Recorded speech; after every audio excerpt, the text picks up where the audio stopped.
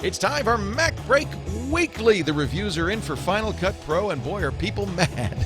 We'll talk about that and all the Mac news, including a new announcement from the Google. It's all next on MacBreak Weekly. Netcasts you love. From people you trust. This is Twit. Bandwidth for MacBreak Weekly is provided by Cachefly at CACHEFLY.com. This is MacBreak Weekly, recorded June 28th, 2011. Final Cut. Oh! MacBreak Weekly is brought to you by Hover.com. Hover is domain name registration and management that's simple. For Hover's transfer concierge service free for our audience, go to macbreak.hover.com. And by Gazelle, the easy way to sell or recycle used gadgets lying around your home or office. Don't just sell it, Gazelle it. For a 5% bonus payment for your used gadgets, go to gazelle.com and use the offer code MacBreak. And by PDF Pen and PDF Pen Pro. Go paperless and easily edit and sign PDFs with the affordable PDF Pen toolkits from Smile Software. For a free demo, go to smilesoftware.com/MacBreak. It's time for MacBreak Weekly, the show that covers your Macintosh needs in great and sometimes obsessive detail. Joining us from Hollywood, Alex Lindsay. Can you tell us, can you say where you are, or is that top secret? No, I can. I'm on the set of Dexter. This is not the set of Dexter, but I'm the set of Dexter is like right around the corner. I've seen that room in Dexter, actually. Yeah. Yeah. They might have used it for something, but yeah. So one of our listeners, Robert Lewis, is the producer for Dexter, and well, like the producer, like the producer. The producer. Although nowadays, when you see a TV show, you see everybody's name as a producer. Well, anyway, but he's doing a lot of stuff. He's like he's like working.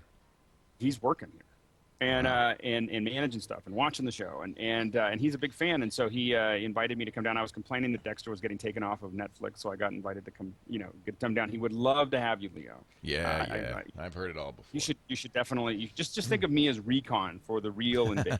No, I don't want to see a real studio. I'll just get jealous and spend more money. It's not there. It is the best. It is better than. Do they have bricks though? I bet they don't. Commemorative bricks on their wall of honor. I bet they don't have that. They have a lot of sound blankets, but no bricks. No bricks, see? No Maybe we should sell commemorative sound blankets. When we get over there, we might need to. Andy Ihnatko is also here from the Chicago Sun-Times and his website, Celestial Waste of Bandwidth. Hello, Andy. He was playing a nice little BBC serenade for us earlier. Yes, and that's just part of the benefits package. When you subscribe to the MacBreak Live Plus podcast, you get to see the 40 minutes of stuff that happens when we're trying to, oh, is it better like this? Wait, hang on. Oh, okay, wait a minute, it's the wrong camera. Hang on. Gold! Absolute gold. You know, that's a good idea. Maybe we should sell that. That's a very, very good idea. Anyway, thank you, gentlemen, for joining me. For those who heard me on Twit say that we would have Larry Jordan on to talk about Final Cut Pro, I was in error. However, we will get him on in a future episode. And you may remember his appearance at the NAB show. It was really great. He was very excited about Final Cut Pro 10. It came out last week. We spent kind of the first half of the show talking about it. And we spent 2 hours talking about it on Tuesday. You did a whole thing from Pixel Core on Thursday. And it's now on YouTube. Oh, good. YouTube.com/ it's YouTube. Pixelcore. Yeah, it's YouTube.com, and then it's something really long. And it is. It's not just Pixel Core. No, it's not Pixel Core. A hint to the young podcaster. It might be a good idea to have a name people can remember. I know, but if you anyway, so it's okay. I don't care. I'm just learning how to use this thing called YouTube. The internet. I do. What a concept. I was going to put it on the, it's going to go into the feed, but a lot of people are asking to get it quickly, and so it's going to go into the general MacBreak Studio feed. It's 2 hours long, and it turned out to be a great conversation. It was our first real conversation in the new studio. That's right. You got the pride of inaugurating the new studio. It works great, just in case you're wondering. Thank you. Studio hours. By the way, I just have to say, I don't know if people have been looking at the live thing. Your studio looks just awesome. as the stuff starts to fill in, I just can't wait to see the. Not as nice as Dexter, but at least there's no dead bodies on the set. Yeah, that it adds a lot. The pieces, the well cut pieces. We've actually made an announcement. I don't know if we blogged it yet. Did you blog it yet? No.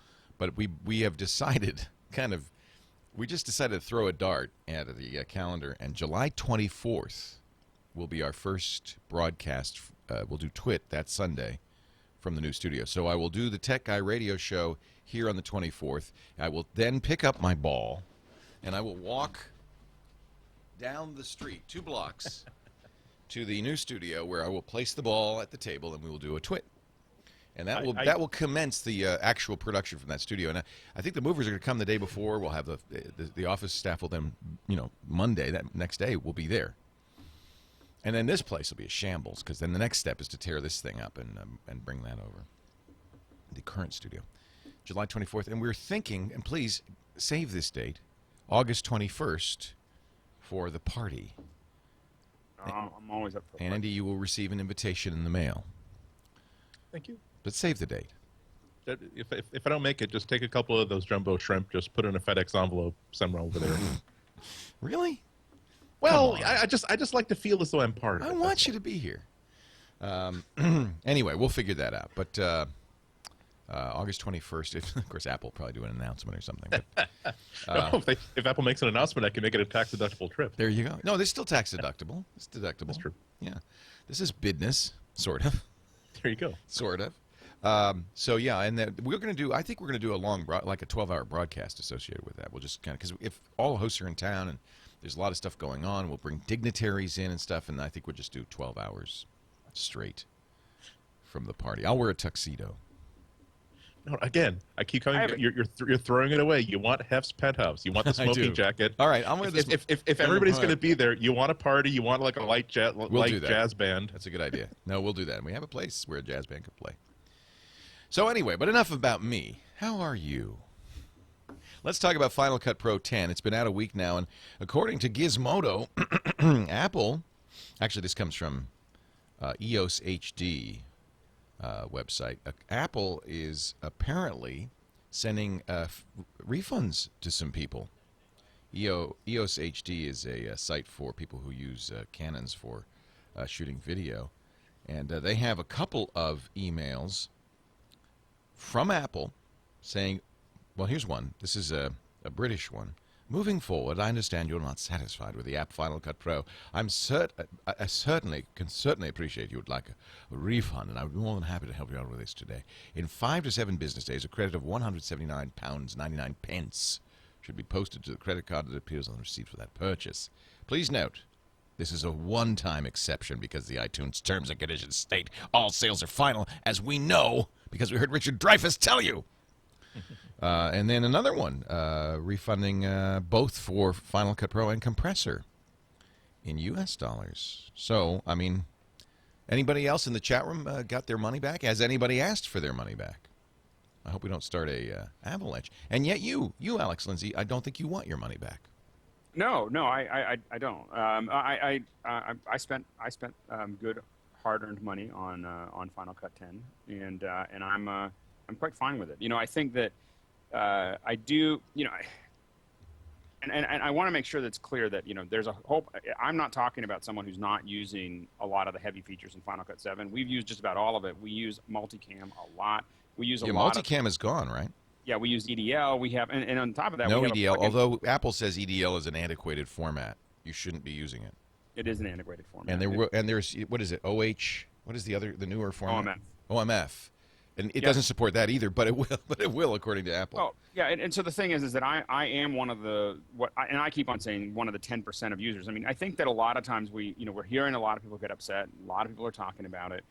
We have to remember that 10%. When I say 10% are the people using Final Cut 7 tools that are not available. That's 200,000 users. That is, a massive percentage of all of the Premiere or Avid users. And so the thing, what you're really looking at is it's just a very, very large number of people who are, they're upset, but they really are a small percentage of the users. I've been talking to a lot of people, of course, because of the show and because of the stuff we did last week.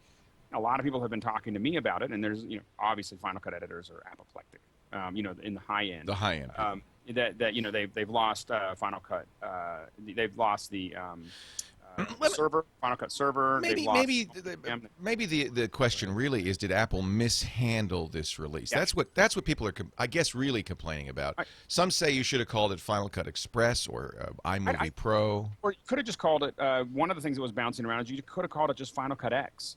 Rather than Final Cut Pro X. But the reality is that people are going to be using this for pro solutions. I mean, when you think about professional, I mean, people are going to get paid using Final Cut. I mean, it may not be what people look at it for, but when Final Cut Pro came out in 1999, it was not nearly as advanced as the one that's out here right now, and it was called Pro then. But that's a good reason not to throw it out. There's been 10 years of solid work to make that thing a professional tool. By the way, nobody's making you throw it out. And of course, anybody who uses Final Cut Pro 7 will continue to do so, right? Yeah, but here's the problem with that, and this is where I think Apple really made the mistake, is that they need to do, and I'm kind of surprised that they're going to have to do this about face, because I think they're going to have to do this. They're going to have to make Final Cut 7 available again to buy for purchase.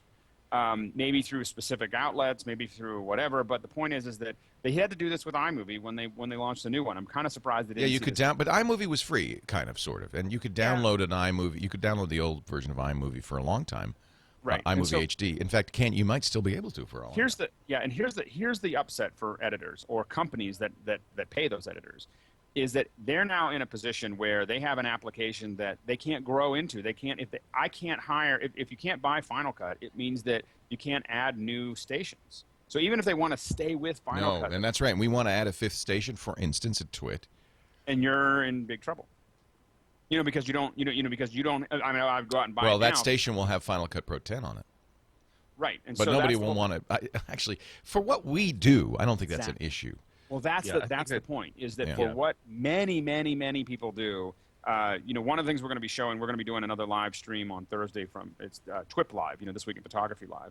And so one of the things that I'm going to be showing is I'm going to experiment from a photographer's perspective in a DSLR, shooting some footage and editing it in Final Cut 10, because I think that photographers who are moving from stills to video is a prime market for this new one. I've talked to a lot of photographers who just didn't get Final Cut Express.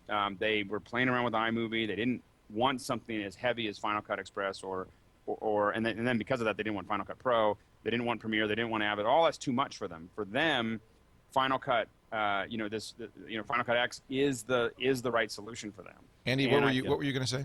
No, I was just going to say, I mean, it's good that both Alex and I are in Skyposaurus today, because I think in these two squares they represent the audience for the previous Final Cut. And that's the why, audience by the way, I put you in Cut. an X formation. I just want you to know. We are diagonally opposed. Yes. Yeah, I mean, it's really, really clear that Apple decided that Apple decided that the user that they want to cultivate for Final Cut are people like me, people who might have a good use for iMovie, but might be bumping their head against iMovie, who really has who has a professional-ish usage for a video editing app, but who not necessarily is going to be cutting an entire film with it, not necessarily is going to be pushing out hundreds and hundreds of hours worth of video. I think they're going to appreciate that.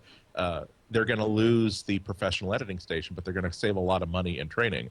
I downloaded it last week, and instantly, I think I got more. I sort of downgraded already to iMovie from Final Cut Express, because after weeks, I could be sort of competent in the Final Cut atmosphere.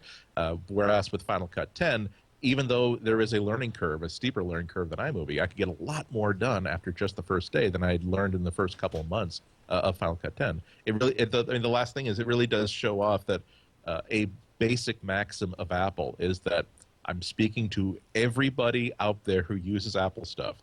Apple does not care about you or your money. They care about the money of people who are coming into the stores 2 years from now. And they're hoping that you will be one of those people who are coming into the store 2 years from now. But if they feel as though they need a version of Final Cut that's going to be relevant for what they're doing in 2013, 2014, and if that does mean having to simply say, look, keep your current version of Final Cut running. If you want to upgrade to the new stuff, well, you're going to have to relearn it because we really don't think this is going to pay off for us in a couple of years' time. You just have to deal with that, and that applies to every single product across the entire product line. Yeah, in fact, Martin Sassenberg in our chat room, Masa Media, points out you've got Shake, you've got Logic, you've got Xserves. Now you have Final Cut Pro 7. The Apple has cut a number of Pro products, or they've started to disappear. But as Daniel Jalkut of Red Sweater Software said on the Twitter, he said Apple is willing to piss off 5,000 pros to gain 5 million new users. Yeah, exactly. That's what a business would do. But people, I think, don't think of Apple that way. They think of Apple as, rightly or wrongly, as their friend. Well, but I think that Apple is. I think that Apple is focusing on it's not just that we're going to get rid of these pros, because Apple doesn't want to lose these pros. That's not the point. The point is that Final Cut was never going to be able to scale up to being what it could be. It was at the end. You think it was at the end of the line? End of life. It was. They couldn't make the adjustments. Final Cut has never been good at. That's interesting. You can pull a 14-foot trailer with a Chevette, but you really shouldn't. So you think it couldn't become 64-bit? Was it? Yeah, no. The amount of recoding that it was going to require, this is my guess. I don't have any information, right. But the amount of recoding that would have been required to get that thing up to 64-bit, to get all those things working, they had to have made a decision that if we're going to do this rewrite, the best thing for us to do is actually just rewrite it. I'm sure that they knew that this was going to be a painful transition. You could tell that they were nervous when they did the stuff in NAB. They're very nervous about this whole process, but I think that they could never grow it. Now they have an editor on a new operating. It's 64-bit. It's completely re-architected, and yeah, it doesn't have all the features. And what they're going to do is they're going to organically add those back in. They've already said some of the stuff is going to come back in. We expect to see multicam, and I guarantee when we see multicam come back to Final Cut, it's going to be a lot better than the craziness that was part of the Final Cut 7, which was it was doable and it was powerful, but it was a mess to set up. I'll say one thing though, isn't it kind of curious though that Apple's first wave of responses to a lot of these complaints is that yes, that's on the drawing board, that's going to be in a future release, we're working on it right now, as opposed to simply saying that Final Cut Pro 10 is. Oh, you can hear what I'm playing right now? I can't understand why you can hear it. Keep talking, and I will figure out why you can hear that, because you shouldn't be able to. Okay. Go ahead. Now you know what I'm going to do next, but go ahead. It's so. I'll preserve the surprise. It's interesting that they didn't handle the transition a little bit more smartly. If they knew that if there were certain features that were critical enough that it was definitely lined up for the next version of Final Cut, that they didn't simply say, oh, and by the either delay it until it was ready to go, or simply put that in as part of the release notes, or find a better way to migrate people into it. I don't disagree with their decision to switch to a hugely different version, a hugely different approach, but maybe they could have handled that transition a little bit better. I'll tell you, when you get in mainstream media for the upgrade to a pro product like Final Cut, I guess you're doing something. Well, you're making when late night comedians. When you're that relevant to regular people that mainstream late night comics can make not just a joke about your company or your iPad, but an online video editor that people have not heard of and have never used. And yet we all laughed. That's only a partial failure. It's embarrassing, but you can say, okay, but you know what? That says something positive about our company, I think. I don't know. Let me play the clip. I won't play the whole thing because I don't want. Well, we're going to get pulled off YouTube for doing this anyway. In fact, probably for what I've done already, we're going to get pulled off YouTube. Here's Conan O'Brien last week talking about Final Cut Pro 10. Apple just released a new version of their famous editing software, Final Cut Pro. But apparently it's so different from the last version of Final Cut, video and film editors all over Hollywood are having a very hard time adjusting to it, okay? Well, our editors here at Conan are some of the best in the business. They actually like the new software. In fact, they've prepared this video statement voicing their support. Already the audience is chuckling. Hi, I'm Dave Grecu, one of the editors here at Conan. We actually really like the new version of Final Cut Pro. We used it to edit the video you're watching right now. Hey, this is Dan Doan, one of the editors from Interface for Final Cut X's. Best of iTunes and iMovie all right inside Final Cut X. That's great. Hey, my name is Rob Ash. What I really like about the magnetic timeline is it allows me to put everything in the right sequence and to keep everything in sync. Of course, his lips are completely. It also makes it very easy to animate titles like this. He points at a title that doesn't happen Final until Cut later. X also makes it really easy to match color between two different scenes. And there's the titles. By the way, I think what's funny about this is, and I presume they did this on purpose. It's about it's very amateurish in the use of titles, in just the editing. You know, they have a quiet recording sign, which is something an amateur would intercut in. Obviously, they knew this is aimed at amateurs. This is iMovie from their point of view. Well, not amateurs. I think it's just designed not for people for whom video editing is 100% of their day. But understand, if you're in a video editor, everybody else is an amateur. Yeah, of course. Yeah, I mean, and they do. You know, I mean, look at this animated title. Well, and by the way, they for some reason, but they keep the Final Cut Pro loading thing up there. I guess they're saying something about the load time. I don't know. Well, you know, and I think that, you know, these editors do use Final Cut very heavily, and they. So what do they do though? They're going to keep using Final Cut 7. Well, here's what's going to happen is that a lot of these high-end editors are going to hang on to Final Cut 7. They're going to hope that they can keep on adding stations. They're not going to buy another new machine unless Apple backs down. Then they're also going to be doing research. I mean, this is going to be a boom for, you know, Avid and Adobe. This is what do they use at Dexter? I will have to ask them. I don't know what they use here, but but you know, Robert is watching, so maybe Robert, come in, pop your head in the door, and just shout. What do you use to edit Dexter? Robert, if you're watching, come on down. I'm sure he is. What else would he be doing? He's a producer. But you know, for them, you know, using the EDLs, getting in and out of Pro Tools, getting in and out of all of those other pieces. I think they use Avid, by the way. Everybody's saying they use Avid. I wouldn't be surprised if they do. I mean, Avid is still in Hollywood. Is still. That's what we used at Tech TV, but I just that was 10 years ago. Well, it's still a very, you know, Avid is still a much bigger truck. I mean, to pull stuff. You know, there's, as I said, I've worked on projects, we talked about this last week, that had over 100,000 objects in it in Avid. I would be very reticent to put more than 5,000 or 10,000 objects into Final Cut 7.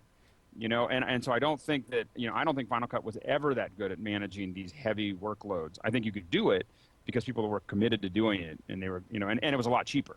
And Final Cut had the advantage of being resolution agnostic, so you could put HD footage in, you could put 2K footage in, you could put 4K footage in. It didn't matter.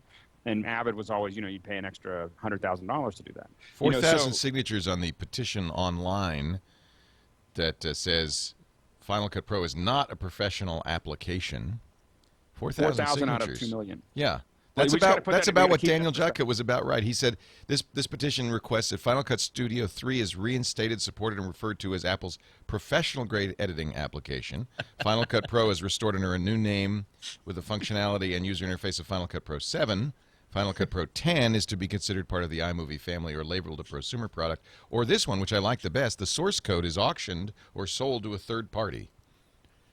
Or else we kill another hostage. Which would be a disaster. Whoever bought the source code for Final Cut would nobody wants it. Nobody wants it. Yeah, not usable. You know, well, the thing is that they, you know, 4,000. If that represents 1 out of 50, you're still talking about less than 10%.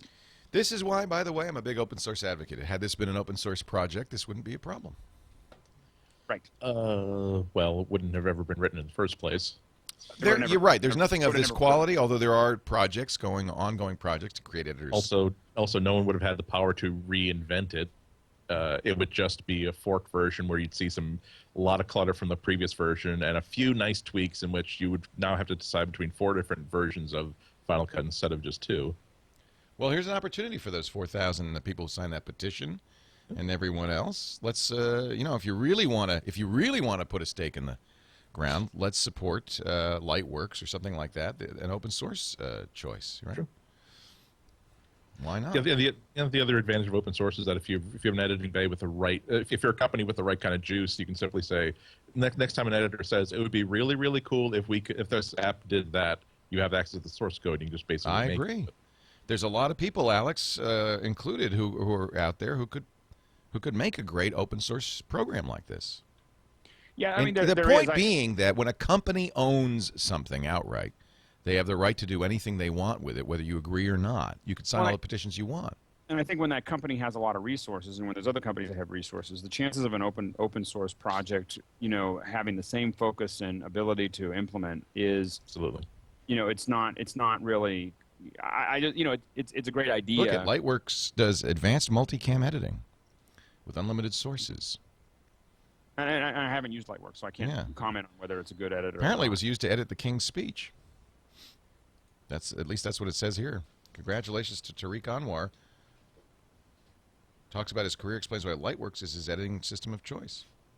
Yeah, I mean, it can't be too bad. No, I've seen whole documentaries, cut on iMovie. It's not. Anything can be done with any piece of application. It's just a matter of how long did it take? Is it scalable? Does it work well? I think when Walter Murch did Cold Mountain with Final Cut, which was really when things turned. That was when Final Cut turned the corner. I think it was definitely not ready for a feature film. I mean, I think it was mostly broken. And they kind of survived that, and so we have no idea. I'm definitely open to playing with Lightworks. I mean, I know that we're going to be playing with a lot. To do multicam stuff, we're looking at. We're going to be adding training for at least in-house right now. Premiere and for Avid. To make sure that we can handle anything that comes down the pipe. So it's not that I'm ardently saying that the only thing there is to use is Final Cut and just move on and everything else, because there's things that the new Final Cut just doesn't do. That we need. And so I think I'm going to move on, but does because we keep talking about this stupid thing and I don't care anymore. Does I've really lost interest. Does it support SANs, the new one? SAN hard drives? So we're screwed basically. Because everything we do, I mean, I'm recording now to a storage area network hard drive over fiber optic. That hard drive then is accessed by our editors as soon as we stop recording and can edit it without any moving. Maybe we'll move to Lightworks. Why not? I want to support open source. We'll try it. Yeah, absolutely. I'll make Tony use it because he's the one who doesn't like Final Cut Pro 10. Right? He hates it, right? Good. Tony, I got a solution for you. I know why Dexter doesn't use Lightworks, because they want support. And open source support is an issue. Well, and I think that, again, the Avid tool, especially from a broadcast perspective and a film perspective, and the scalability, the kind of stuff that you're talking about, it's really built for that. And I think that that's why, a lot of these heavy houses, and then Premiere has come up really. I'm really excited about experimenting with Premiere, and so we're going to be doing a lot more experiment. So I would love to see open source handle this problem.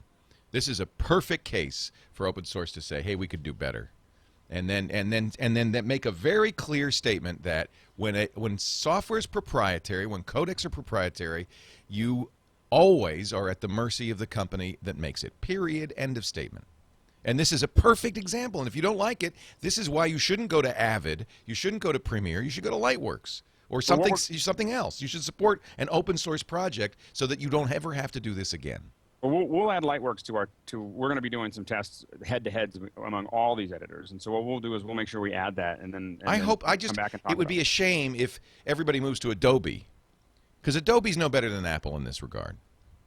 Nobody's better than Apple in this regard. They're all the same. They have a fiduciary responsibility. I love saying fiduciary. They have a fiduciary responsibility to their stakeholders to maximize profits, and if this is seen as maximizing profits, then they're going to do it, and it doesn't matter how many petitions you sign. I bet Apple doesn't budge a bit on this. Well, so Lightworks is not available on the Mac. Okay, so we'll buy Windows. Oh, no, but I'm saying that's probably actually it probably runs on Linux, right? Why it's not why it hasn't been. Does it run on Linux? A lot of editors are. I could see the hardware nightmare already. Oh well. We'll see. I would love to buy cheaper hardware. I just love the way that you put it, saying, "Well, one of our editors has been complaining about Final Cut. We'll make him use it. We'll make him edit using a stick and an old shoe." Now let's see how you like it, Tony. But it's true. I mean, you raised a very interesting point. We want to add an edit station. We need a fifth That's edit the challenge. station. That's the challenge. And this is why I think that Apple needs to make Final Cut 7 available again. I think that's the issue, is that if Apple made that available and let people continue to buy it at $1,200 or whatever, you can just keep on buying it the way you bought it before, I think a lot of people's blood pressure would go down. Oh, I think it's just people that they're should now just caught learn between a rock the and a hard lesson. place. They don't want to move. They don't want to change. This would give them a chance to see what the trajectory is. But Apple is going to I just think that they have to back down on that. Well, what if they simply said that the Final Cut 7 is a dead end product, but we are going to continue to sell and support it for the next 18 months? That's what they did with iMovie HD, right? Yep. 12 months, 18 months, something like that. Yeah. Why don't you give it away, Apple? Otherwise, the best negative example is take a look at anybody who's managing Microsoft Windows networks and ask them how many different editions of Windows do they now have to support. I know people who are supporting all the way back to Windows XP, because if you put the hammer down and say, look, we are not going to support anything older than Windows Vista, you will always have those 10 people who cannot be satisfied unless you get this thing working on Windows XP. So at some point, you have to simply say, we have set fire to our ships. We are motivating our troops. Well, and I think they could sell Final Cut 7 and say we're not doing any major support for it. You can keep on buying it if you want. I think the best. I've just hit upon the solution where every month the price of the old Final Cut goes up by $100. A year from now, if you want a copy, they will sell it to you for $1,200 plus whatever the base cost was. How much do you really want to continue using the old version? That's the question they're going to have to answer. It is interesting. The price is relevant because by making it $300, I think Apple thought, well, this will take some of the sting out of it. But what they don't understand is a professional that couldn't care less about the price, right? I think when they priced at $299, they said again, Andy Ihnatko, you who occasionally have to say, I'd like to do that, but I can't because I can't. But say, yeah. It's for me. And by the way, I'm not a professional. I'm not even a talented amateur, to be honest. I'm just a schmuck. We're going to take a break and come back with more of Andy and Alex and the new rumor on the iPhone. It's a stunner. But stay here, because first I want to tell you how to get rid of your old iPhone from Gazelle. Don't sell it. Gazelle it. Gazelle, like the aminal, the one that runs across the plains, the veldt. Gazelle is a great website for you to know about if you are a gadgeteer, and I think we all are at this point. How do you know if you're a gadgeteer? Well, just look in your drawers, your closet, your garage. You got some old gadgets there? Something you might want to get rid of? This is it. Get cash for those gadgets. There's a person in our chat room who shall remain nameless, but she sold so many gadgets to Gazelle that she paid her rent. This is a great service, and actually it's good for the environment too, because Gazelle saves these gadgets from the landfill. They recycle them when they can. They sell them to others. Kindles or Nooks and other ebook readers going for about $100. You want that new Kindle? You could practically pay for it. Or get an iPad. iPhones run from $20 to $200. MacBooks about $600. But check out the rates yourself. Let's say you have an iPhone 4. We'll do the process here. IPOHOIPH iPhone 4, 16 gigabytes. And then they have, by the way, like thousands of items in their database. And then you have to say whether it works or not. No, mine's in good shape. I've been keeping it in a case. Free of water damage, you bet. AC adapter, yeah, I'll throw one in those. Original cables, not much to it. Everybody has some of those. $300. Sweet. That is wow. They also have this graph. It's just fun to do it to see the price go up and down. It's going up. That's very interesting. $300. Tell you what.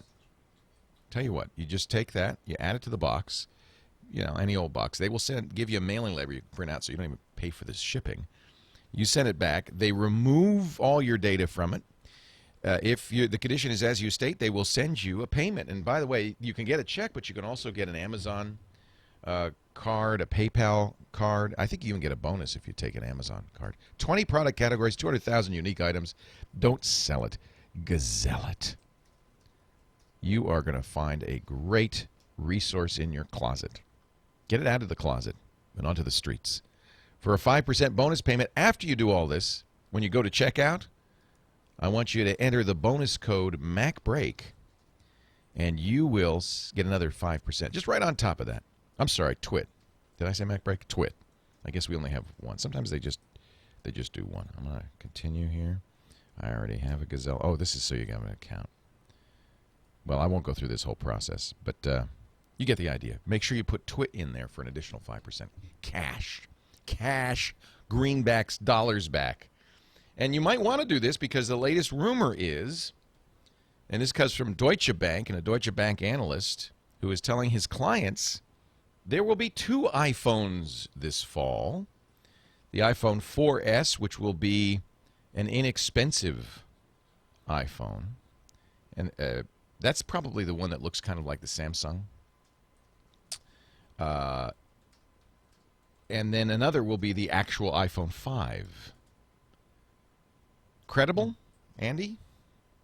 It's just one source of an analyst without a proven. This is an analyst that doesn't have a really proven track record. So it's another piece of rumor information that sort of flitters in, gets caught in the storm drain, and then flitters down. You know why I buy it? Because we've seen kind of the 4S in the wild. We've heard this 4S term for a while, and yet there's also rumors about a higher end iPhone. Yeah, it's. I think it's interesting that there seems to be a lot of people who are talking about 2 different iPhones, right? The slight speed bump, and then the actual brand new. This is why you're going to be switching from your iPhone 4 to this iPhone 5. The question being that, does that mean that we're going to see the marginal upgrade in the fall and then the iPhone 5 next year, or are we going to be seeing both of them this year or none of them this year? So I do like the idea. I do like the idea of having to wait until 2012 before we see a radical new iPhone. You don't want to see it in September? Well, it's not that I don't want to see it in September. It's just that I believe that I just believe that Apple's going to reserve the number 5 for something that is as transformative from the predecessor as the iPhone 4 was from the iPhone 3. It wasn't. Remember, the iPhone 4 wasn't a small upgrade. It was the reason why a lot of people who were on the fence moved, and the reason why a lot of people bought their way out of their old contracts to get the new one. What if it's 4G dual core? So it's an A5 and it's 4G. Is that 4G, enough? That's maybe enough. A bigger screen. Well, 4G is good. A different application of the screen. Remember that if we're going to be doing 4G, Apple's going to pretty much. Apple's is not a company that's going to be happy with the idea of, and if you're in the following 8 cities, you might even get as many as twice the throughput. It's rolling out pretty widespread now. Yeah, but remember that they have to serve two carriers right now, rumored to be a third one. AT&T is also picking up T-Mobile, so I'm not sure if Apple would be pretty pleased to say that they are not going to be able to sell a single AT&T phone because everybody wants the Verizon one because Verizon has the better 4G network right now. Right. Yeah, that's what PC Magazine just said. Yeah.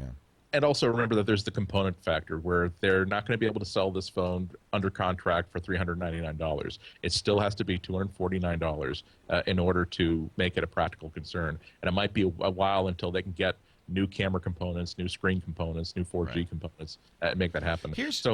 So basically, I think that we're going to see a speed bump this year and iPhone 5 next year. Here's Chris Whitmore's logic, and I think there is something to be said for this. He says, with Nokia and RIM struggling, to say the least, the time is right for Apple to aggressively penetrate the mid-range smartphone market. And I think he's thinking internationally. Remember, he's Deutsche Bank, the German bank, to dramatically expand its total market and market share.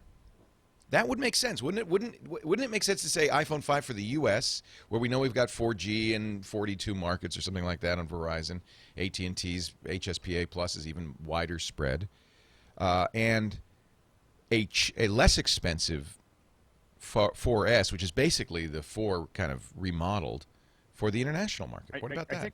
I think one of the challenges, though, is that the when I'm in a lot of these countries, one of the challenges is the difference between the $250 and the $600 is the difference between a BMW and a Maserati. You know, it's not what everyone's driving. I mean, there's just a lot of people who you know, if they can afford to go to one, a lot of them can afford to go to the other. And so I think that's the one challenge there. I do think that Apple should do something more standalone. I'm not sure whether they want to make it easier just to use Wi-Fi all the time. You know, I know a lot of people who are using their iPod touches, you know, and that could be refined a bit more to make it a lot easier to use. Yeah, I wonder if there's a reason why the iPhone 3GS might be one of the most bulletproof things that's on the Apple Store right now. If they can continue to have the really cool, really sexy, nice, super styled, super powerful phone that's costs as much as any other super smartphone, but still have a $99 phone, still have a $49 phone that can run that can support any app that's going to be on the App Store with a few limitations, then they'll really have something there. They don't necessarily need to have the Super Retina screen. They don't necessarily need to have 4G, so long as people can say, people have an answer to the question, can I run the application that I loved in that commercial, or that I loved that my boss had on my cheap little $49 phone?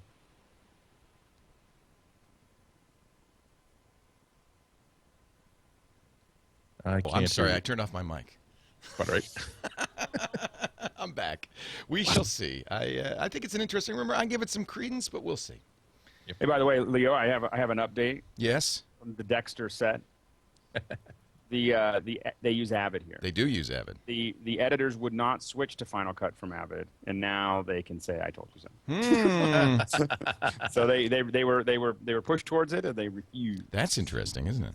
So and I think that happened a lot. I mean, I think there was just a lot of different shows that made different decisions in those areas where they got, there was obviously a budgetary reason to do it, and also people just look at it as easier. It's easier to find more editors. It's easier, because there's so many more Final Cut editors.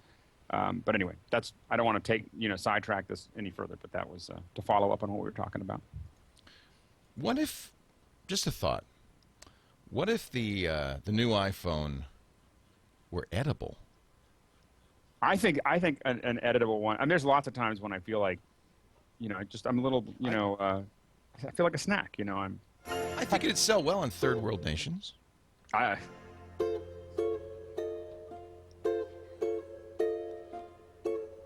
often thought that processing would go a lot faster with Blueberries. Well, there is a little eggplant in there. That might slow it down. He is making a ginormous... Well, wait it's a very for it. fruity interface. Yeah, he should have just used apples. Yeah. What is with the kiwis and the blueberries? I guess I really shouldn't play a video that is just music. We'll have to describe the fact that this gentleman has carved up, it's kind of like Fruit Ninja. Yeah. And he's made a giant iPhone. Although if you really have it in for Apple, if you really want to get Steve Jobs upset, make one out of meat. Meat? Yes. He's a vegan. Yes. Beef, lamb. My question is, did they actually eat this one? I thought the Wi-Fi one was the best. That little Wi-Fi with the bananas. It's just the strangest thing. It's topfruit.com, by the way. We couldn't wait any longer for the iPhone 5, so we made our own. Facebook.com/topfruit. Do they sell fruit? Is that what they do? Are they fruitsters? I don't know, but it was good viral. They got us to play it. They got us to play it, even though it had no... I understand that if you put your hand on the bottom corner of the table, you lose 3 bananas off the top left corner. You're eating it wrong. I don't know. I just had to play that. We're going to take a break. Come back with more. Andy Ihnatko is here from the Chicago Sun-Times. When are we going to get to... We got to get your good friend Roger Ebert on the show at some point. I'd really like to get Roger on. I will pass along your invitation. Wouldn't it be fun to have him on? It's fun to have Roger Ebert pretty much anywhere. Yeah, exactly. Actually, you know what we should do? Maybe you could help us get him on Triangulation. Then he'd have a whole hour all to himself, our interview show. That would be fun. Chris Anderson joins us tomorrow on Triangulation. Tom Merritt and I interview, interesting big thinkers. Chris Anderson, the editor-in-chief of Wired, not Chris Anderson, the guy who does TED. Very confusing. I'll tempt him with a fez. I'll send him a fez. You should have a dueling Chris. Yeah, Chris Anderson, meet Chris Anderson. That would be fun. It's like crossing the beams. This portion of the Tech Guy brought to you by our good people, our good friends. We love Gene and company at Smile Software. Smile Software does so many great programs. You know I'm a huge Text Expander fan. I won't use a Mac unless it has Text Expander on it. It saves me so much time. And this new product from them, PDF Pen, awesome! Now you can get a 30-day trial at Smile Software, which you probably should do because you can't buy it on the App Store. But if you go to smilesoftware.com/MacBreak, we like that for a couple of reasons. One, you could try it free. 2, we get credit, and we like the credit. Although they know that when they sell a lot of it was very quickly went very high on the App Store, and I think that's because of all of you MacBreak Weekly listeners. Hello MacBreak Weekly audience. So what does PDF Pen do? It is fantastic. It's the affordable PDF toolkit. Don't go out and buy the expensive one from those other guys. With PDF Pen, you can easily edit PDFs. You can change PDFs without going back to the original document. You can go paperless. They've got OCR, optical character recognition. I have in my library my signature and my family's signatures. I could sign documents. Just boom, paste them on there. Add text, add images, all with your mouse and keyboard. It is so fantastic. That's PDF Pen. And then, of course, the PDF Pen Pro lets you create interactive forms. A lot of people want to do that. They've got a paper form and they want to replace it. Well, PDF Pen Pro will let you do that. So they're online interactive forms or downloadable interactive forms. Also, you can create multi-page PDFs, including hyperlinks from websites. PDF Pen and PDF Pen Pro. PDF Pen is $59.95, but you could try it right now. See that download free trial? Try it right now, absolutely free, from the Smile Software website, smilesoftware.com/MacBreak. $99.95 for PDF Pen Pro. Compare that to Acrobat Pro for $450. You'll see why. And it does so much more. Visit Smile Software right now. Take a look at all their stuff. You can download trials of all their software, and they're really the best. That's why they get the Eddie Award. 2009 Eddie Award winner for PDF Pen and PDF Pen Pro. And as I said, you can also get it if you go to the App Store. But, I don't know, maybe you're just going to buy it sight unseen. You could trust me and buy it. That's okay with me. They'll notice the sales. You don't have to, PDFPEN. I do have to admit I am buying almost everything now, even stuff I already own. I'm buying on the App Store because it's just easier to have the automatic updates and all that stuff. I am a complete convert myself. I knew this would happen.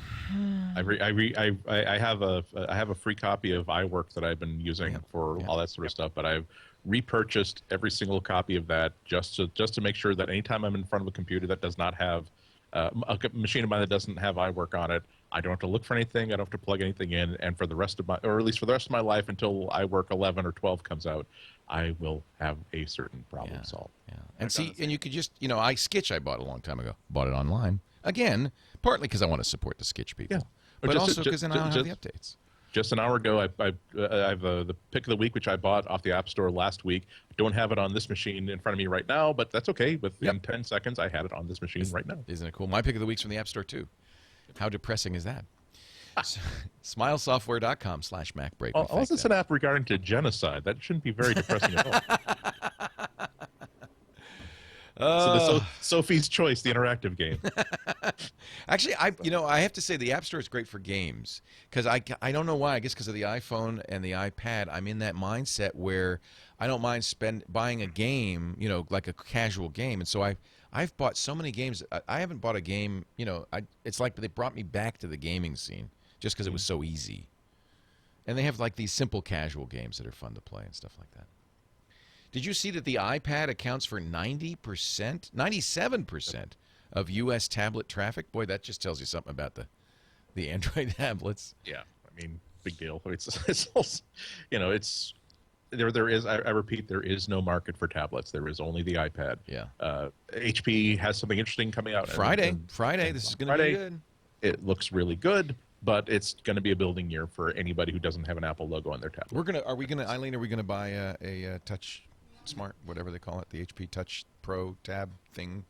Touchbook. I want to buy it. I just, again, last night, another good example, my 2-year-old daughter picks up the iPad, she hits the little button to turn it on, she goes to the videos, and she looks, and she hits play, and she looks at me, and the thing is, and she's watching the videos she wants, and I'm like, a 2-year-old is using... Play, Daddy, play! But I just don't think that would, well, Jack, that's what she likes to watch. Anyway, so I can't imagine happening on an Android. Daddy, you forgot to reset the SSH password after you jailbroke the iPad. Don't worry, I fixed it. SpongeBob, only the O is a 0. But I think that's why there's a market for iPads and not a market for Androids. You know, I mean, right now, I think that they can get there. I think that I hope that they do. I hope we get more stuff happening there. But I actually think that HP has an advantage over Android right now, because I really do think that Android 3.0, 3.1 is just not the right answer. It is definitely it's definitely the sort of operating system that was written without a lot of knowledge of the iPad and the iOS to see how well iOS works and why it works so well. Android really is a desire to create a basic operating system that will be applicable to phones, to tablets, and to notebooks without inherently taking advantage of what goes on in all three of them. I spent a little bit of time with the HP, and it works really, really nicely. I don't think it's a competitor. Oh, you've played with it? I've played with it, and it is, and I can at least tell you that it is inherently a touch-based tablet machine. It would not work if you tried to operate with a keyboard or a mouse. You might be able to interact with it, but it wants to be touched. It wants to be operated with fingertips. And the fact that they're like Apple, controlling everything from end to end. They're building the hardware, they're building the operating system, and they're also going to be they're also going to be making sure that it's adaptable to their desktops, where if you buy desktops, you will have some interoperability with your WebOS devices. That's an interesting thing, too. Right now, I'm more optimistic that HP will be able to sell some tablets in 2010 than anybody making Android tablets will, if they keep the Android operating system. If they decide to do something like Amazon is rumored to do, which is to say we'll hide the Android as best we can, and we'll build our own tablet with our own Amazon user interface, then that has a chance. But I don't really have any optimism for Android as a tablet. I guess there's no reason to think that that everything that WebOS does couldn't be done with Android, right? Well, it would right now, the way that I just love WebOS. It's so elegant. Exactly. I mean, you really have a hard time understanding how switching apps with a mouse pointer or with a keyboard would be better or easier than the way it is on WebOS right now. Multitasking is where it just excelled from day one. Right, and the way that it aggregates information, the way that it tries to collate everything that you're doing into one experience, that's also very. That's Windows Phone 7, by the way. That's straight out of Windows. That's Windows Phone 7. Unfortunately, Windows has decided that Windows is going to be their next tablet, as opposed to Windows Phone 7. They're taking some. Good well, they technology. might meet in the middle, because you saw Windows 8. It looks like they're going to. It's the weirdest thing. Google has some of the best the best collection of talent, the best collection of insight sometimes, and sometimes they come up with some really slick ideas on how to enhance their products. So they're not a bunch of dummies. It's just that fundamentally they're making bad decisions. I think that Windows is. It's like what I said when I wrote about the couple of keynotes came in Microsoft and Google at the same time. When my message to Google is that when Microsoft is kicking your butt in tablet design, anything user interface design, it's time to take a step back and take a long look. Their Chromebook, their Chrome OS operating system, is just it's essentially they're now selling a beta of a concept that they really haven't deployed yet and probably won't be ready to go until 2012, 2013. Right now, it makes no sense for anybody to spend $500 on a Chromebook when they can buy a very, very good name brand Windows 7 notebook, install the Chrome browser, and have so many other advantages. Right. I mean, it's just. I've never understood the Chrome. There's two reasons why you might. The $20 a month for students, including internet access limited, and security. Yeah, that's it. I mean, if you don't want to have to maintain the 100 notebooks that you're distributing to people, it kind of it certainly makes sense. Although you're going to have more time finding staff talent to help you maintain Windows 7 than you will finding them to keep all your Chromebooks running, which will still have to need some people to keep them running. I had a moment a few weeks ago when I realized that sometimes you just sit back with your brandy and your cigar and your auto harp or whatever, and you think about it, and you just sort of get into, like, let's think about the big picture stuff here. And I was shocked to realize that Apple seems unstoppable right now. There's certainly a way they can screw things up, but right now they seem unstoppable. Everything they're doing for the next couple of years looks rock solid. HP with WebOS, that looks really, really great. Again, it's going to be a building year this year, but in 2012, when they get a few more elements in place, it looks really good. I am actively excited about the stuff that Microsoft is doing with phones. I could see a time when I could be, if someone asks me what phone I should get, the answer will not be, well, you almost certainly want an iPhone. It will be, what do you want to do with it? And then the right question might certainly be Windows Phone 7. Of all the big players in this industry, Google is the one where I'm wondering, my God, 5 years from now, are they going to have retracted into we have a really good search engine tool, we have some really good online tools, we are out of the mobile business entirely, or else we're going to be like the OEM that will sell you the blank operating system that then you spend a year developing into the operating system that you want for your own device. It's the one company, a big company, that I'm not sure if they're going to still be doing the stuff they're doing right now 3 or 5 years from now. I'll tell you who's getting iPads. The Singapore Army. Recruits to the Singapore Army are getting, as standard issue, an iPad 2. They're going to buy about 8,000 of them. And they're even encouraging them to take pictures and video with the built-in camera to upload it to the Singaporean Army's online platform, LearnNet. And they evidently they can edit them from the front lines wherever the front. They can send. lines are. I think there are no front lines in Singapore. It's an island. So, soldiers can send questions to their commanders through a live messaging system and group chat discussions. That's what you want your army to be doing, is having group chat discussions. A lot of twittering. And Using 3-round bursts today, Also comes preloaded with an ebook version of the Bible, so that you can have that extra. There you go. Armored or bullet. But will it stop a bullet? Yeah, exactly. Oh, if it's the Bible. Military training is required in Singapore, so you're required to get an iPad, I guess, which is a good deal. Now, in a related story, North Korea is going to give a piece of cardboard with iPad icons painted on it to all of their conscripts. So, which they will then attempt to eat.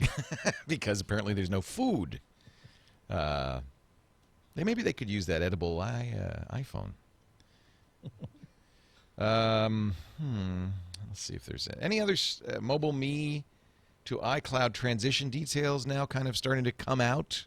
For those of you wondering what's going to happen to your Mobile Me, Apple has posted a frequently asked questions page, apple.com/mobileme/transition.html. I doubt you're supposed to enter that URL, but there it is for you if you want. Apple says web email, calendaring, contact management, and Find My iPhone will be available from the browser, as they are now. That's good news. Through Apple's me.com URL. Actually, I'm sorry, through iCloud.com. So they are going to start using iCloud.com. June 30, 2012, as we know, if you have a website on Mobile Me, if you've been using iWeb, iDisk, Apple Gallery, they do provide instructions for moving iWeb sites to another provider, as well as how to download photos and files from the gallery and iDisk. I'm kind of wondering now if Apple's hasn't shown us another component of iCloud, because they still haven't.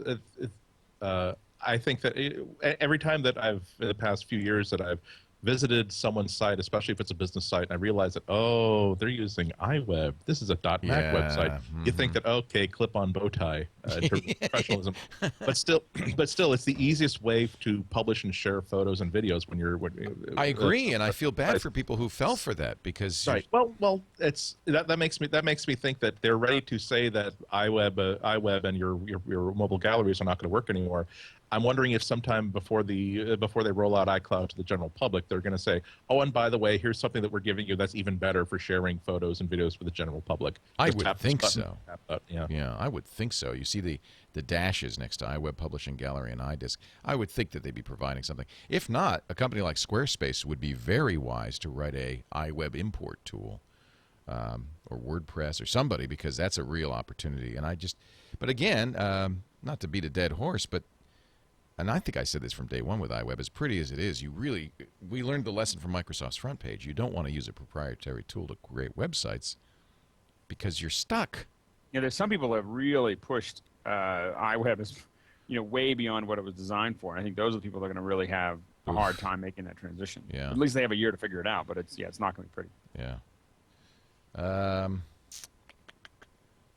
Anything else? Oh, Andy wrote a kind of a nice piece on the theology of iCloud.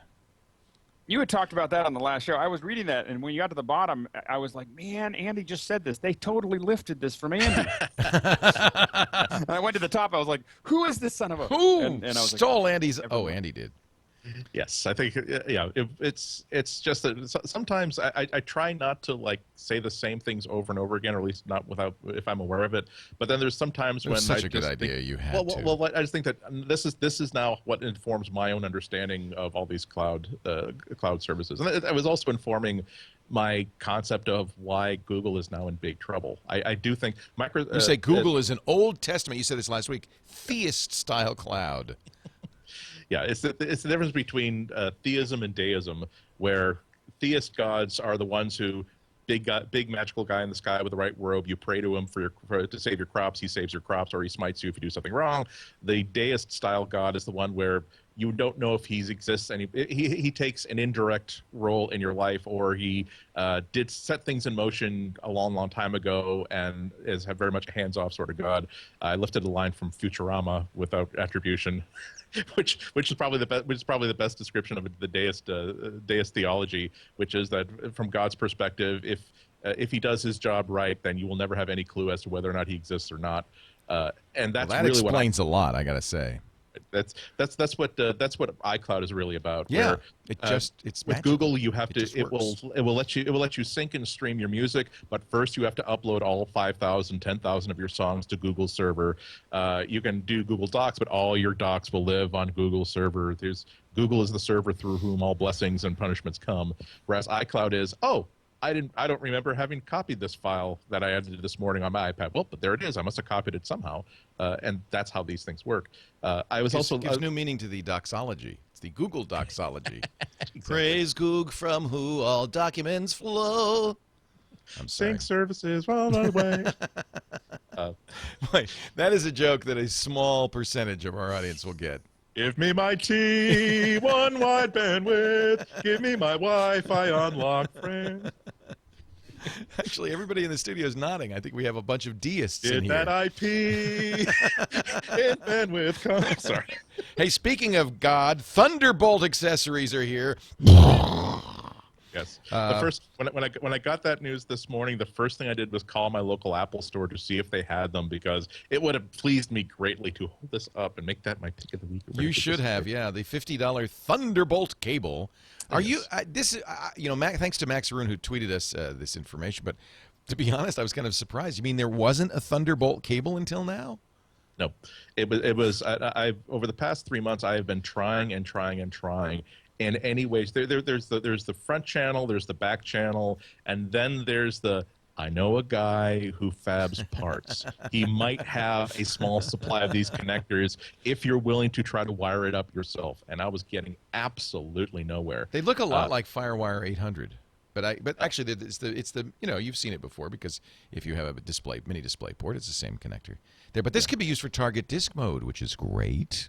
It'll used for anything target disk mode, video, regular master slave. That will sell a lot of MacBook Airs, because when I bought the new Air, I had to use Ethernet to import the old Mac thing, and it took like all day. I just went away.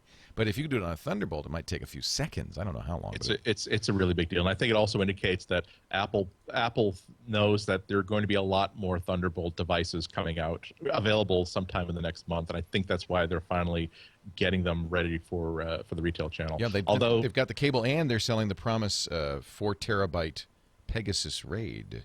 Yeah, but I'm thinking there'll be other things with an Apple logo on it with Thunderbolt. That's actually $1,000 for 4 single terabyte drives and an enclosure. Does it come with the drives? Yeah, I think so. Really? Oh, maybe it's not. Yeah, it features 4 terabyte 7,200 RPM drives. I guess they're cheap now. Those 1 terabyte 7,200 is like $50 each. Yeah. So that's $200 or $300 worth of drive. So that's about right. They also have an 8 terabyte version. 2 Thunderbolt ports. I think that's good. I think that some manufacturers have been looking at doing 1, and that's going to be a real problem, because that means it has to be at the end of a chain.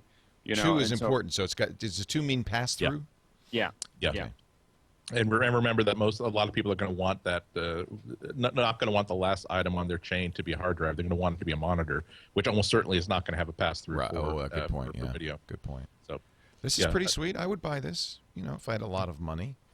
there's going to be a lot of options here soon. I mean, LaCie is working on their little big drive or whatever, and Sonnet's working on RAIDs, and there's just going to be so many SSD solutions connected with this. I think we could replace our SAN with this. No. You probably could. I mean, now that if you move to Final Cut, the new Final Cut, you have to figure out how you want to handle that. I know, we're screwed. So, but I never even really thought about this, but we can't move to the new Final Cut. You just have to do it differently. That's all. We're going to do some R&D around that. Well, I mean, we can mount the drive, but that doesn't give you that's a gigabit instead of the full fiber speed. Yeah. Maybe, so I mean, I think there's just some figuring out there. Go ahead, Andy. No, that was me. I was just going. Yeah, but it's very exciting. In the professional Thunderbolt accessories that are right around the corner, I think are going to really make a lot of our jobs easier. Is $50 too much to pay for a Thunderbolt cable? For the people who are buying the first round of these, I don't think it's that big of a deal. I'm sure it's just a matter of time before Monoprice has the $4 version. Yeah, but I think the people who are Apple, this is not proprietary because it's right. I mean, anybody can make a cable, but it's more than just copper wires in a housing, though. Oh, I think that there are some proprietary pieces of that, or I believe that there's some royalties that have to go bounce around to use it. So I don't think it'll be as cheap as some of the other stuff, but I think that this is really aimed at professionals, for at least in the short term. Well, I think that everybody's going to want to have one of these cables in the drawer anyway, because it's going to be like their default video cable. Yeah. For the monitor they're going to be buying next year. So you could use it that way as well. You could use it as a monitor cable. You could use it as data.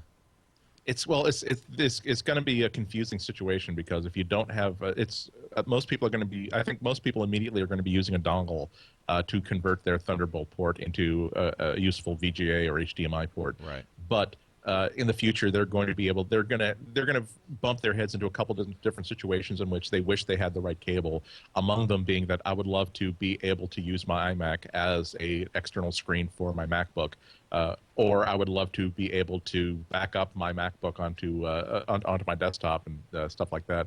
$49 is not out of line if you expect people to buy one of them. If you expect them to buy two of them, there's going to have to be a third party that's going to have to come up with a $20 solution. We're going to take a break, come back with your picks of the week, and I just noticed, Andy, you put your pick in, and it's mine, but that's okay. I'll find another one. It's a great pick. I totally agree with you. I've been installing it on all my systems. Double heart love. Double heart love. Although I found a bug, so we'll talk about that. But first, let me talk about Hover.com. If you go to MacBreak.Hover.com, you're going to check out what is absolutely the simplest, cleanest, best domain name registrar out there. You may know, remember Two Cows? This is run by Two Cows. Domains Direct was the old name. Now they call it Hover, Hover. So go to MacBreak.Hover.com. Right now, if you go to MacBreak.Hover.com and use the offer code MacBreak, get a new .com domain. I just registered.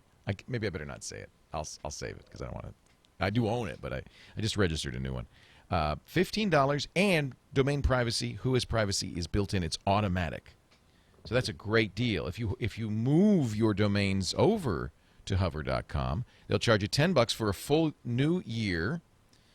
And with their domain concierge transfer service, they'll do it all for you. All you have to do is call their number, 866-731-6556. Said, Leo said I could get you do this for me, and they'll be glad to do it. Transfer your domain to Hover.com. We did. We've transferred. I wish actually I'd used the concierge service. I thought I'll do it myself and save money. I'm a moron. Now it's free. So anyway, Hover.com. Just go to MacBreak.Hover.com and take a look. See how clean and simple this is? You couldn't make it simpler. All right, I'll tell you the name of the site I registered. TunicTime.com. I'm pretty darn excited about the new tunic business my wife is starting. If you need a tunic, TunicTime.com. Are you gonna do a tunic show? I'm gonna do This Week in Tunics. This Week in Cowls is already taken, so This Week in Tunics. Although we could offer a cowl option. Well, it's better than This Week in Unix. Tunics, Unix, it's all the same. You can add mailboxes too. I like that. In fact, one of the great reasons to use Hover is to create a vanity domain for your email, so that you never again have to change email addresses. I want you to check it out. Hover.com. Go to MacBreak.hover.com for that special deal and use the MacBreak as the offer code when you check out. $15 for a brand new .com domain name with domain privacy included and no upsell, no extra clicks. Somebody said no dead elephants. MacBreak.hover.com. And now it's time, my friends, for our picks of the week. Go ahead, Andy. Go ahead. You get it. I'm going to let you do it. It's a great pick. Oh, all right. This is if you use Google Reader in a really significant and religious way, you're going to want a brand new version, Mac version of a popular iPad Google Reader app. It's called Reader, Reeder. You can find it at readerapp.com, and I love it because it's such a gloriously Mac OS oriented feed reader.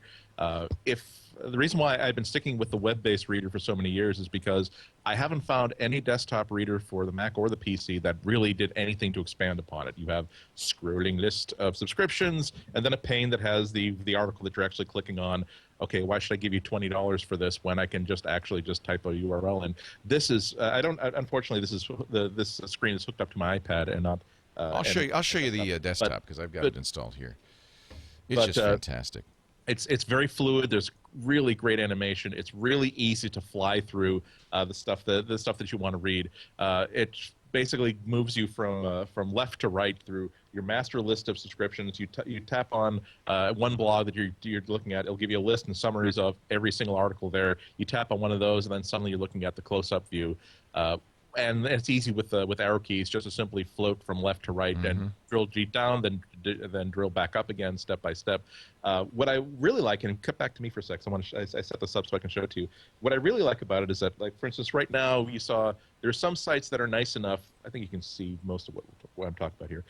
There's some sites that are nice enough to put the entire article. I love it. Please do that. Sites. Exactly inside the feed. So in order to read it with this app, no problem. Obviously, it'll give you all that content. It'll reformat it as nicely as it can. There are so many though that, for instance, here's the eOnline site that will only take you to a summary. And with most readers, including Google Reader, your next step is to click on that link to open up a brand new web page in order to get it. What Reader will do is it will simply open up. You click on the link, and it will actually open up the actual web page in a new pane. So once again, you still use the arrow keys to drill down, then back up. So you never have to leave the app in order to read all the articles that you've subscribed to. And what I've noticed about it is I've just got it last week and I've never left it since. Part of the reason why is that it makes my entire browser so much more stable. Because I've basically contained the majority of my reading inside this one app instead of opening up. One of the problems is that I will click these links in Google Reader, the web interface, to open up this new page that has eOnline, that has this article, that has New York Times. Unfortunately, each one of these windows will have like 3 different flash ads in it, and because I'm sort of focused on getting through this list of blogs I want to read, I forget to conscientiously close all these windows. So I went up with 30 windows with 800 different flash things in it, and before I know it, torpid molasses instead of functional computer. Now that I'm reading it all in Reader, I now have only a couple dozen open browser windows in Safari at any one given time, and I've really cut down on my flash overhead. So it's just $10, one of the best $10 I ever spent. It was one of those cases of I did not even bother trying to scam a free copy.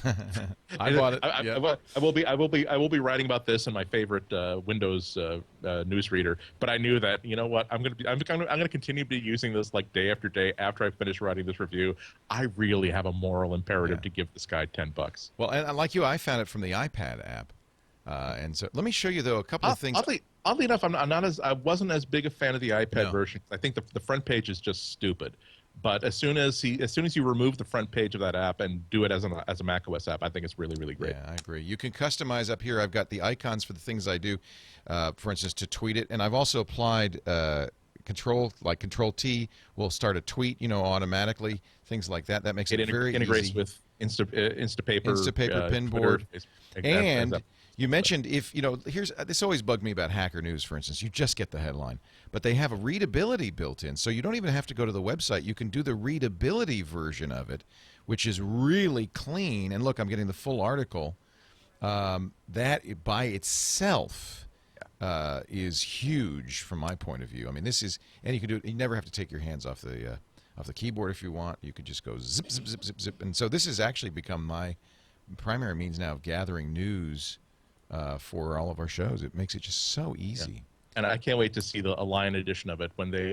This is an app that was designed. I really think it was designed for full screen view and multi-touch. It doesn't have a full screen mode as far as I can tell, but it does support multi-touch gestures. You do have to enable them, but I can just so totally see on a MacBook or a MacBook Air just zoop, zoop, zoop, zoop, flips, another Don Martin style user interface elements. Yeah, great app. That's very interesting. I was wondering why the gestures were there. That explains it. REEDER, $10 from the App Store. And like you, Andy, I've just put it on every computer I have. It's just really fantastic. Alex, Lindsay, your pick of the week. So when I came down here, when I was wandering about, Robert Lewis has this case that I just have to show you. So Joby makes. I like Joby. So they make these great tripods that we use. Yep. You know, the little ones. The Gorilla Pod. Yep. They're really good at and they've kind of done that for an iPad case. I know that sounds a little odd, but they have this thing that's called the Ori for like origami. Okay, now this is a metal case, very protective here, and it's really cool. Watch this. Okay, so I'm gonna try to frame this. So you have this case, and you can open it up like this, and there's your iPad. Okay, now you can. There's a whole bunch of different ways to actually pull it up. So you can tilt it this way. And there's a little attachment there. So now you have a nice, hard way to put it down. You also can pull it up this way, and you can pull this up and actually set it in here like this. And so now you have kind of that, that look, and you can turn it like this on its base. And then if you really want to get crazy and you really want something higher, you turn it around, and it actually will go. It really should make sound effects with that. Oh, that's really neat. And stand up. I mean, it is. Let me see if I can. I like it. Yeah. It is really cool. $80, and there's just so many different configurations. I mean, I definitely on a set I could definitely. How heavy is it? Is it way? It's really light. It's aluminum. It's super light. It barely adds anything to the weight of the iPad. So it's a very light case. It is, and it's quite it just does so many different positions that you're always trying to figure out where to prop how to prop it up. It looks like an iMac. That's somebody in the chat. It was funny. I was like, Q7. For some reason, it looked to me like one of those old, because it had this little circular area in the back. This is what you twist on. It kind of looks like one of those old DVD players. Yeah. And so I was like, wow, why is he carrying a DVD player around? I was like, that's kind of weird. And then when he opened it up, I was like, oh, well, check this out. And so it's got a nice, by the way, in case you're worried about metal, it's got this really nice covering that'll go onto the actual glass of your iPad. And then when you turn it over and set it down, it grips whatever it's on. So it's just it really feels like they've just kind of thought of everything. So again, it's Joby. It's Ori, O-R-I, and it's about $80. All right, very cool. Just saw this in my reader. I don't have a pick because it was going to be reader. I knew Andy Hertzfeld was working at Google, the original Mac team member, Andy Hertzfeld, who did a lot of the kind of ROM code, didn't he? He did all the ROM code, I think, or much of it. Apparently, I didn't know this, but he's working on the new Google Plus, which is a social project that just rolled out today. He and Bradley Horowitz. Bradley gave me at Foo Camp a little +1. I didn't know that it was actually for this, the new Google Plus. In fact, Google's did a bunch of stuff. We'll talk about it tomorrow. We're going to, I think, make a project or a product announcement with Google tomorrow. But this is the new Google Plus that this is, I guess, their social network. And you know what? Andy Hertzfeld, not Ihnatko, Andy Hertzfeld still has his, I'm gonna sign up for this, has his chops for UI because it looks great. He was with Danger, wasn't he? He was one of the Danger guys. Anyway, I'm signing up right now. Andy Ihnatko is at the Chicago Sun-Times, and of course his website is the celestial waste of bandwidth, www.cwob.com. Check him out there, and he is a maven A maven, a connector, and a mensch. Leo, I toast you and I honor you on this, your special day. Whatever. Right, coming to us from the lab at Dexter, Mr. Alex Lindsay. He's at the Pixel Corps, pixelcorps.com for that Guild of Multimedia Artists, pixelcorps.tv for their podcasts. And you're going to be doing another special. We're doing them every Thursday until it drives us crazy. But so 6 o'clock this Thursday, we're going to do This Week in Photography live. We've got Frederick Johnson, Derek Story, and so we're going to be talking about photography. I'm coming by. You should definitely come by. All the guys from Twit, of course, are invited. And if people want to keep up with what we're going to be posting and what we're doing live, make sure to follow Pixel Corps on Twitter. Or follow me, Alex Lindsay. If you want the more serious version, follow Pixel Corps. If you want the silly version, follow me. Thank you, Alex. I've been playing with this Google Plus. I think it's, Andy was kind of critical of working at Google. He said they stifled him. I hate it. This is kind of interesting. This is. I saw Colleen post that earlier. It's got the Google Maps interface. I can zoom in and I can move around. It says that they're going to use this to connect much of the Google stuff together. Circles is, I guess, their kind of social thing that in some ways I think is Groups Plus. They've got Hangouts, which is, maybe that's Groups. They've got, this is very interesting, Photos. Google has made a big step here. I believe, I'm not sure, but we were told that somebody from Google wanted to come on This Week in Google tomorrow for a major announcement. I suspect this is what they're talking about. So something big just came out of Google, and you can find out more about it by google.com/plus. The sign, not the spelling. This is really interesting. You can zoom in. I don't know if there's anything in here hidden, but you can. And I found out because I ran the scroll wheel, and look at that. It just kind of does that. Thank you, Andy. Thank you, Alex. This Week in Photography is coming up Thursday, TWIP, from the new studio, but from your section of the new studio, not our section. Yes. You won't see all the cool stuff yet. That's July 24th. Our own photo show, Twit Photo, with Catherine Hall coming up right after this. Thank you for being here, and don't forget we do this show 11 a.m. Pacific, 2 p.m. Eastern, at live.twit.tv. That's 1800 UTC every single Tuesday. If you miss the show, you can get a copy of it all to yourself. In fact, you should anyway. Audio, video, just keep it for down the road. You might want it. Paste it into the collectible album. Exactly. On holidays, bring it out, show it to the grandchildren. Twit.tv/MBW. That's where you'll find it. Thanks, everybody. Now you get back to work, cuz break time.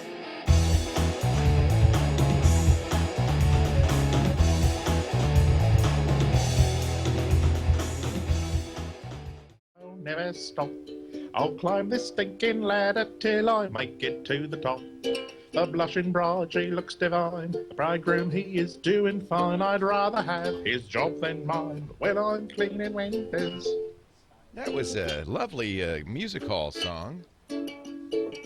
Also, it got it banned from the BBC in like 1934. Yeah, because of the blushing bride line. I'd rather have his job than mine. There's also the line where it's funny, the things that go inside when I'm cleaning windows, yes. Oh, I didn't hear that part. It's a later. There was a faucet talking movie queen, she looked small soaking. Then the scene, she looks small, like 60, then 16, when I'm cleaning windows.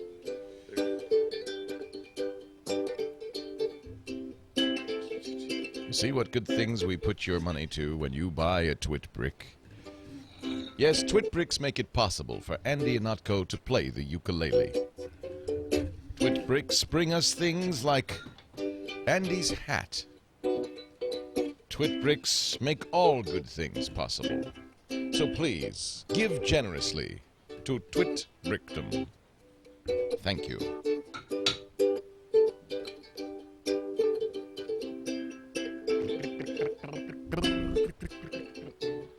And now Andy Ihnatko will play a song for us all. I'm caught in a trap. I can't walk out. It's the Because I love you too much, baby. Why can't you see what you're doing to me? When you don't believe a word I say. We can't go on. We can't go on together. Ah, I can't do the chords and the sing at the same time. I know it's hard. On together with suspicious minds. Not as good as Andy, however.